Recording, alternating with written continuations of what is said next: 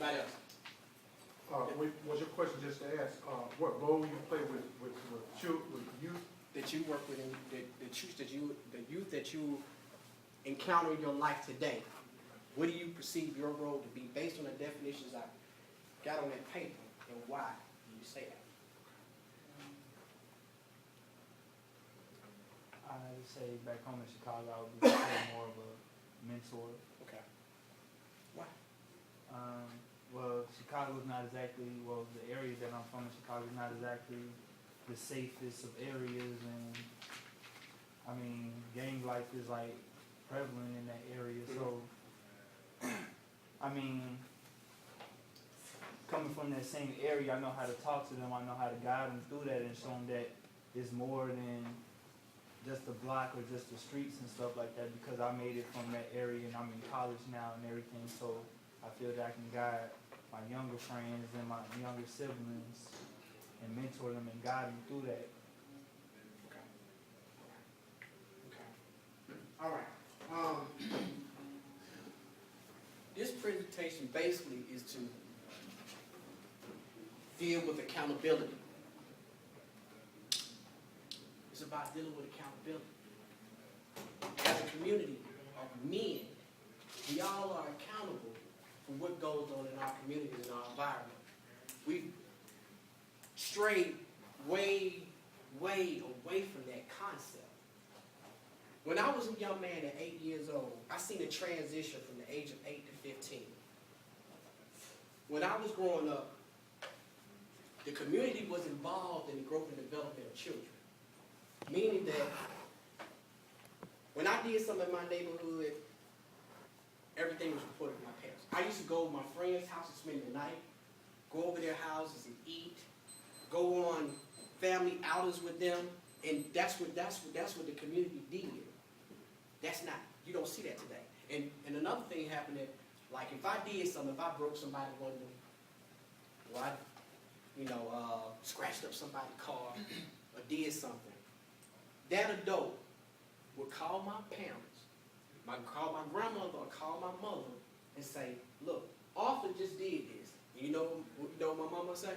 Or my grandma say? Anybody? Whip his ass, send him home to me. Then when I got home, I got a little ass whoop. So, when I turned 15, I seen a transition. I can pay an adult male to go buy me some alcohol, me and my friends. Sit on the wall in our neighborhood, which we claim, and if anybody came through there that wasn't supposed to be over there, we'll jump on them. And there were adults that cheered us on and said, he ain't supposed to be over here, whoop his ass. We went away from being a community, having the mentality and the concept of it takes a village to raise a child, to everybody fending for themselves, everybody thinking about themselves, and letting crack and cocaine set us back 500 years. Because that's what it did. When you think about how we transitioned from slavery up until the point we got to 1984, when the crack era kicked in,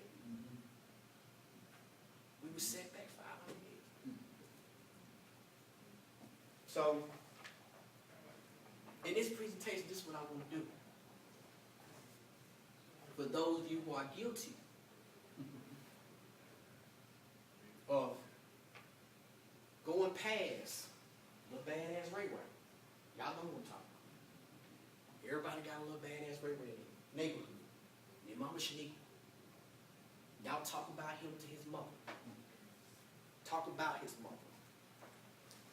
Don't give him any affirmations. Walk past him like he's nothing. See his mother, see his family in need, and don't address them. Don't reach out. Don't try to help them. Little Ray Ray is thinking about all that stuff. He's thinking about all of it. He's taking that in. He's growing resentful, angry. He's mad. So guess what? In 10 years, the badass Ray Ray gonna be breaking in your house. stealing your car, assaulting your child, or robbing you. That's because you didn't take initiative and be involved in the growth and development of our youth. See, we got to get to a place where we got to understand. Once your children leave outside of your presence, they are under influence of everything they come in contact with. The most important sense we have is sight. Everything we've learned from this here high is based on what we see, not on what we hear. It's based on what we see. You don't know how to shoot a gun unless you see somebody put a clip in the gun, use bolt action, aim, and shoot. You can't get that from listening to rap music. That's right. I'm just saying. Because everybody try to blame rap music for the problem that we're dealing with our youth, but it starts and goes back as far as Tom and Jerry. Think about it now. Tom and Jerry is probably the most violent cartoon I ever seen in my life. If you put two kids in front of the TV and watch Tom and Jerry, what you think they're going to do? They're going to try to emulate and copy everything they've seen in Tom and Jerry. That's what they're going to do.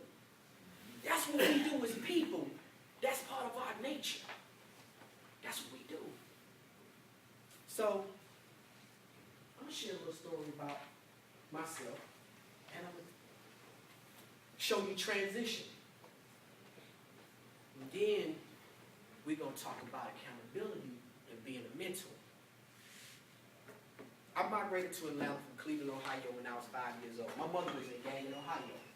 My grandmother wanted her here because she thought that us coming to Georgia would be a more laid-back location and she wouldn't be subject to the things she was dealing with in Cleveland, Ohio. But when we got here, my mother actually got worse. She started using drugs, alcohol. My mother would go 2 or 3 days without coming home. And my grandmother would have to come over and see us off to school, feed us, cook us dinner, leave it in the store, wait for her to come back. And we had to wait. When my mother did come home, I had to wait for her to come down off a high for 2 days. Or she would leave us with my grandmother for long periods of time. The longest I ever stayed with my grandmother was like 18 months, while my mother was dealing with different men. My mother was very abusive. It don't mean my mother didn't love me. My mother just lacked parent skills because her perception of raising me was to make me tough. She didn't really understand that she was being abusive because of the environment she came up in. And what that did for me, because I couldn't understand it as a child, because I had some moments where I felt she was going to kill me, I started hating my mother. So I started running away when I was 11. Ran away when I was 12. At 13, I had experienced something. I had a traumatic experience that stayed with me and probably altered me as an individual from that point on in my life. I didn't have any memory of my father whatsoever when I came from Ohio. I knew of his existence. I knew I had siblings that he stayed with their wife. So at 13, I finally got a chance to meet my dad. I was excited, because I was in an environment when I was with my grandmother where most of my peers, my friends, they had both parents at home or their father was active in their life. And